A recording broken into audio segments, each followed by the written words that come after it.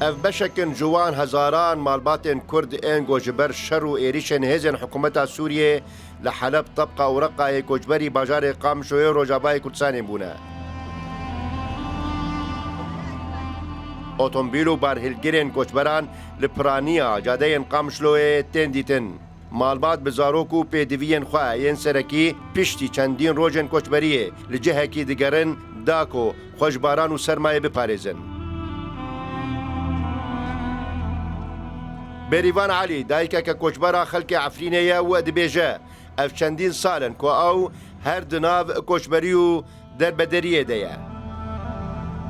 ئەم جە عەفرین دەرکەتن ئەمۆتن شەهبای ما حەفزۆلۆن شەهبای ما دەربوس کرد بن خێمۆن نیسۆ بن خێمۆن ئەم شەهبە دەرکەتن ئەمۆتن ڕاقی بەرەزیلقت واگی و زۆنی من حوالي ما دبينن برازيل قام داركاتن مهوتن تبقى سولك وبلكي مهوك دمو ما تبقى جدار بوسكر ديسو بن خيمو ديسو برازيل قا ديسو اما قد ضرورتنا يا بقى كتير خدون جيونت شنو به نا ماشي بيچارونه يرش دور ما دكي يرش ما دكي نا بي ما قتكي خو ما قام قتكي خالص پرانیا مالبات اند بیجن شر داوی تیو بجرکک دن جوار نهشتیه جبلی گوجاره کدن کوچبر ببن تیوی گوان بسالان در دسری لکامپو وارگه هندمکی در باز کرنه. هنک دنجی نگرانی خواه درباره نبونا هلوستان اف دولتی ده تینن زمان.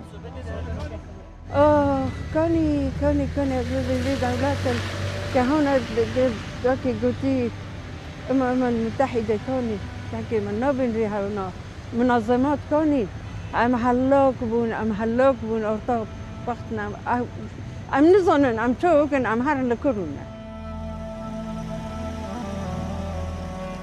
پرانیا مالباتان به اتومبیلن خواگه هشتن باجر ده همان دمیده ناوندک روشنبیری لقامشلو وقت ستارگه که دمکی هاتیه وکنونو سازیو دزگه کار دکن داکو جه کوچبران را پیدا بکن.